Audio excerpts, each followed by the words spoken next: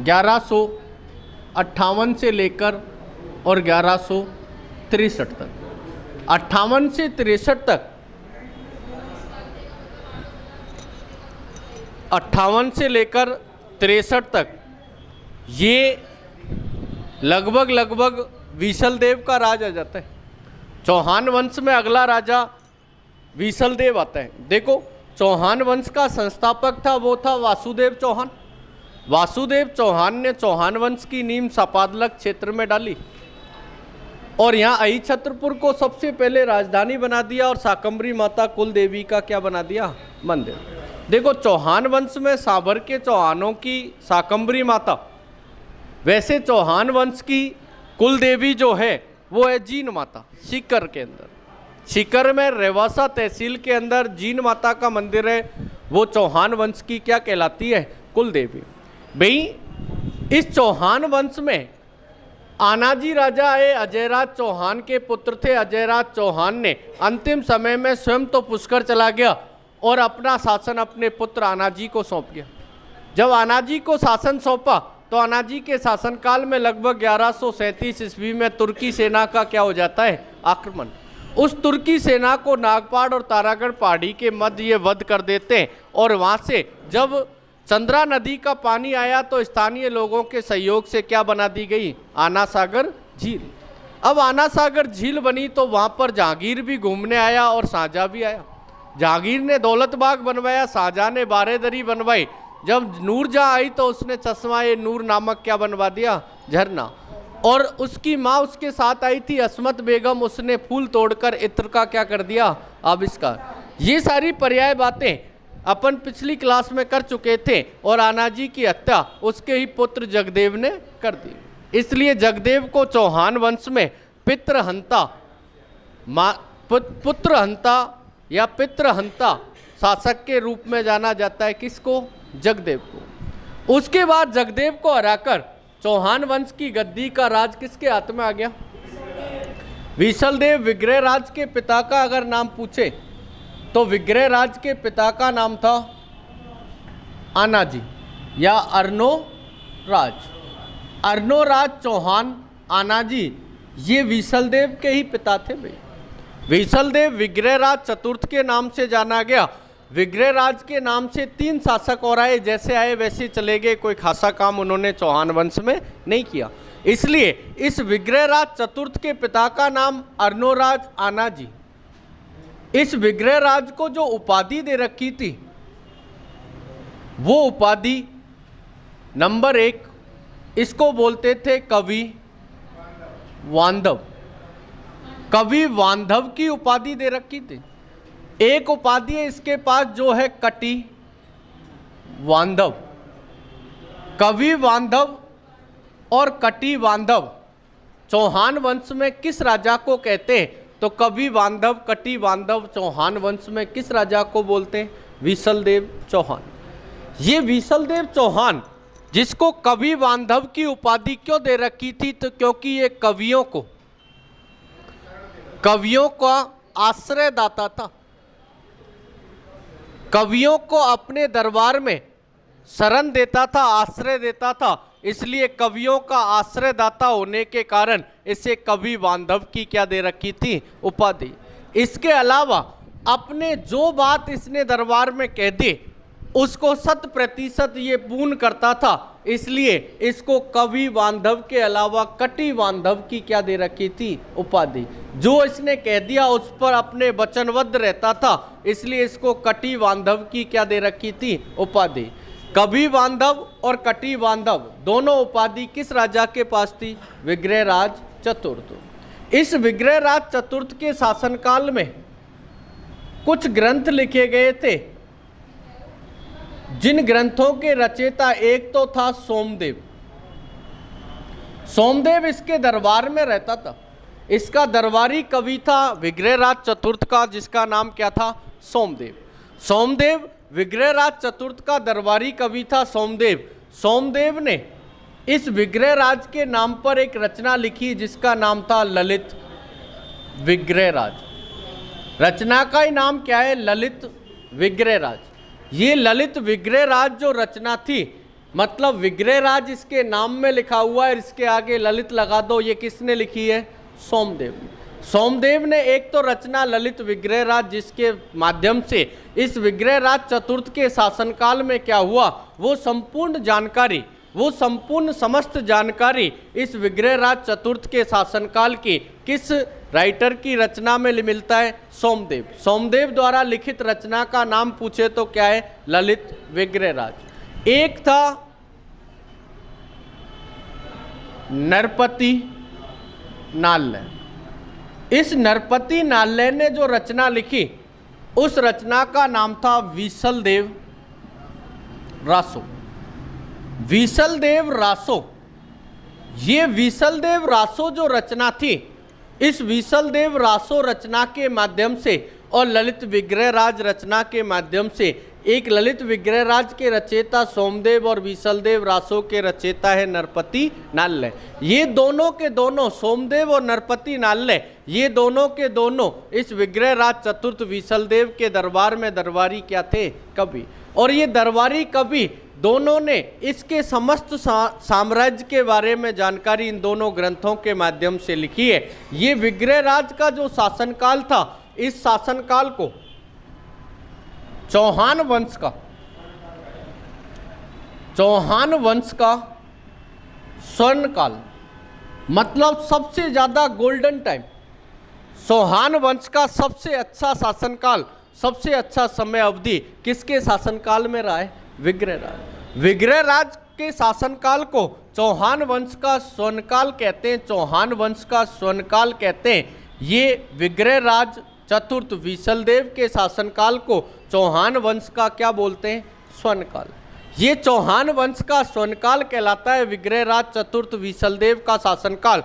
इसके अलावा इस विग्रहराज चतुर्थ के शासनकाल में क्या हुआ था वो संपूर्ण बातें, कि देखो विग्रहराज चतुर्थ अजमेर की गद्दी का राजा बना। जब विग्रहराज चतुर्थ अजमेर का शासन बना, चौहान वंश की गद्दी इस विग्रहराज चतुर्थ वीसलदेव ने संभाली। मतलब यहाँ अजमेर दुर्ग था जिसको अजयराज चौहान ने बनवाया। ये अजमेर वो दुर्ग जो मध्यवर्ती दुर्ग कहलाता है, अरावली का अरमान कहलाता है, सबसे ज़्यादा स्थानीय इस पर आक्रमण हुए। इसके अलावा ये अजमेर दुर्ग जिसको राजस्थान का जिब्राल्टर गढ़ बीटली दुर्ग या तारागढ़ दुर्ग के नाम से जाना जाता है, इस अजमेर दुर्ग का राजा बन गया। राजा का नाम है वीसलदेव। इस वीसलदेव जो थे, इस वीसलदेव के दो दरबारी कवि थे, एक तो सोमदेव और दूसरा नरपति नाल्य। इन दोनों ने दो ग्रंथ लिखे, ललित विग्रहराज और वीसलदेव रासो, जिनके माध्यम से संपूर्ण जानकारी प्राप्त होती है। इस वीसलदेव के शासनकाल को चौहान वंश का बोलते हैं स्वर्ण काल। इसके शासनकाल को चौहान वंश का क्या बोल देते हैं? स्वर्ण काल। चौहान वंश का सबसे अच्छा समय अवधि इस वीसलदेव चौहान के शासनकाल में रही।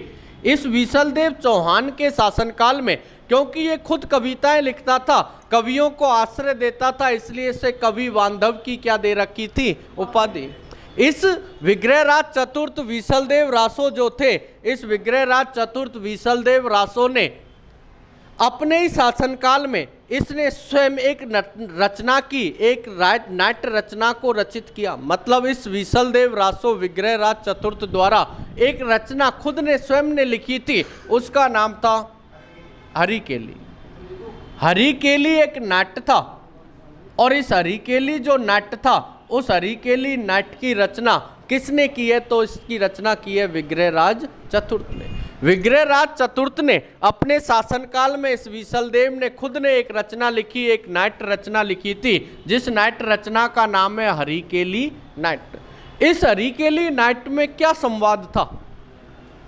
कोई बता सकता है कि हरिकेली नाट्य में? अच्छा, अर्जुन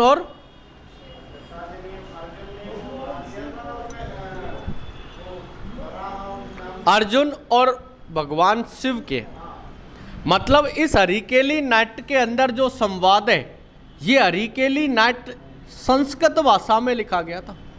किस भाषा में लिखा गया था? संस्कृत भाषा में विग्रहराज चतुर्थ के द्वारा ये हरिकेली नाट्य लिखा गया था।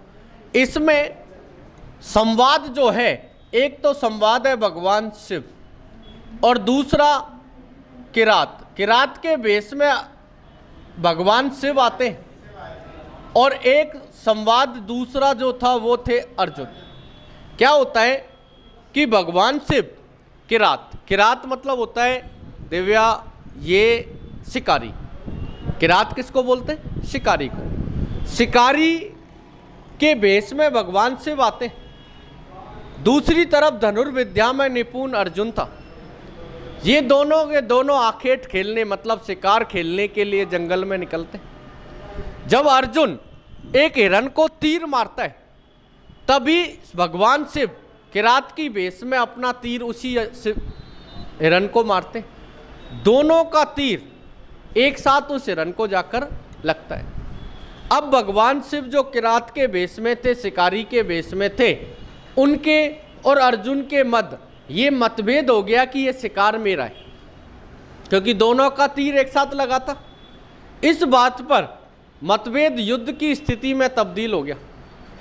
जैसे ही भगवान शिव पर अपने तर्कस से अर्जुन ने बाण निकाला, अर्जुन धनुर्विद्या में इतना निपुण था कि अगर अर्जुन के तर्कस से बाण निकल जाए तो उसको चलाना संभव था, उसको रोकना असंभव है भाई। इतना अर्जुन इतना बड़ा धनुर्विद्या में निपुण था। जब उसने भगवान शिव पर अपने तर्कस से बाण निकालने की चेष्टा की, अपना प्रयत्न किया, तो भगवान शिव ने उसका हाथ उस तर्कस पर ही बीन दिया। उसने काफी प्रयास किए अर्जुन ने, फिर भी वो तर्कस से क्या नहीं निकाल पाया, बाण। तो अर्जुन समझ गया कि मेरे धनुष को रोकने वाला, मेरे तीर को रोकने वाला इस पूरे ब्रह्मांड में, इस संसार में तीन ही व्यक्ति है, या तो ब्रह्मा या विष्णु या फिर महेश। भगवान के तीन प्रतिरूप ब्रह्मा विष्णु महेश के अलावा अर्जुन के तीर के तर्कस के बाण को कोई नहीं रोक सकता। ये किरात नहीं है, ये इनमें से कोई एक है। तो अर्जुन घुटनों के बल आ जाता है और उस किरात के सामने विनती करने लगता है कि आप अपने साक्षात रूप में आए। तब भगवान शिव अपने प्रत्यक्ष रूप में आते हैं और आकर उस अर्जुन को आशीर्वाद प्रदान करते हैं। और ये तब जाकर ये एक संवाद, एक द्वंद्व कथा है। जो वो संवाद द्वंद्व कथा वो किस नाट्य में लिखी गई है? हरिकेली। इस हरिकेली नाट्य में भगवान शिव और अर्जुन के बीच जो संवाद हुआ था, उस पूरी घटनाक्रम को किस नाटक में लिखा गया है? हरिकेली नाट्य। और हरिकेली नाट्य के रचयिता कौन है? विशलदेव चौहान। इस विशलदेव चौहान ने अपने शासनकाल में यहां अजमेर में एक संस्कृत क्या बनवा दी? पाठशाला। इन्होंने अजमेर के अंदर एक संस्कृत की पाठशाला का निर्माण करवाया। संस्कृत पाठशाला बनवाई थी ये विशलदेव चौहान विग्रहराज ने बनवाई थी भाई। विशलदेव चौहान विग्रहराज ने अपने शासनकाल में एक संस्कृत की क्या बनवाई थी? पाठशाला।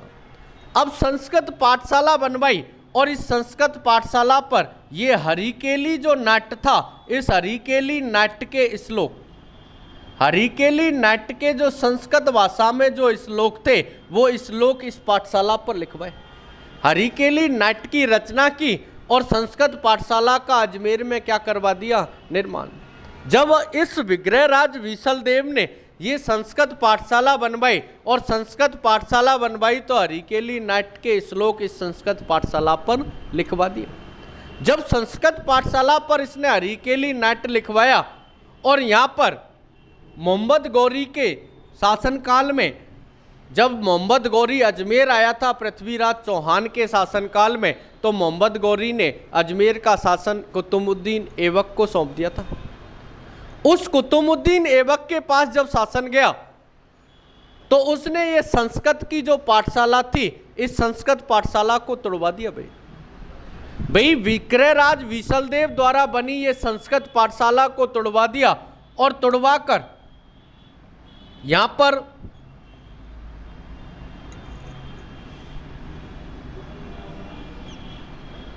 पहली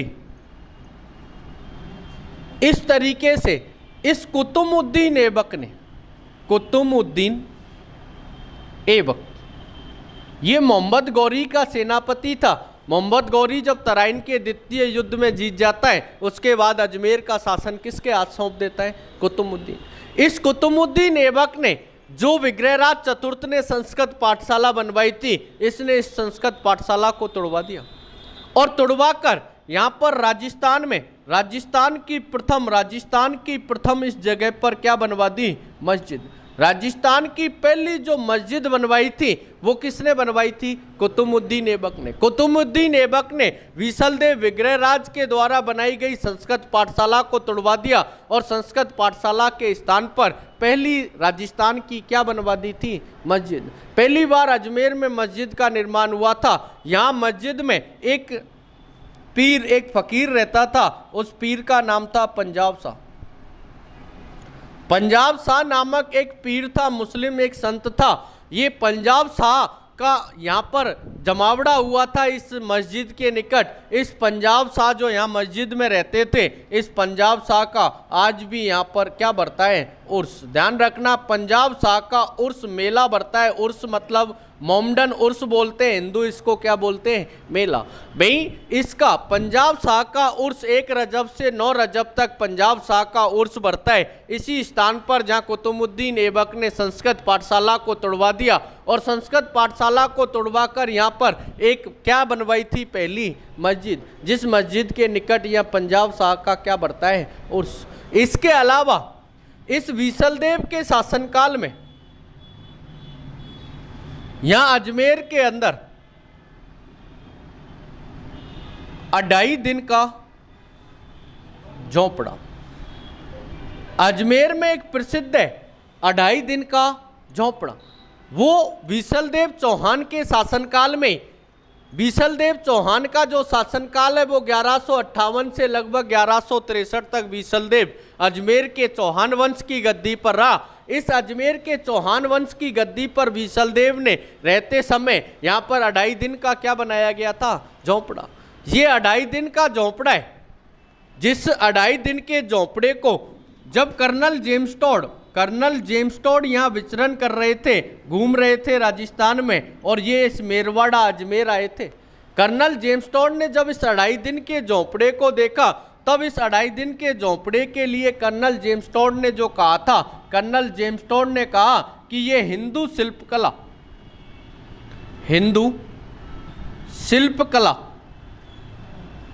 का नवीन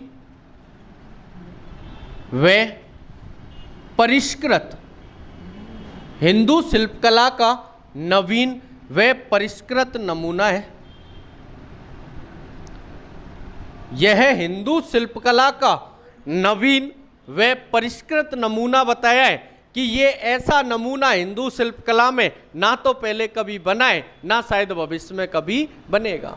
ऐसा ये खंभों पर, पिलरों पर बनाया हुआ 2.5 दिन का झोंपड़ा जो 2.5 दिन के अंदर में तैयार किया गया था, ये 2.5 दिन के झोंपड़े को जब कर्नल जेम्स टोड ने देखा तो देखकर कहा था कि ये हिंदू शिल्पकला का एक नवीन और परिष्कृत नमूना है। ऐसा नमूना ना तो कभी बना है, ना शायद भविष्य में कभी बनेगा।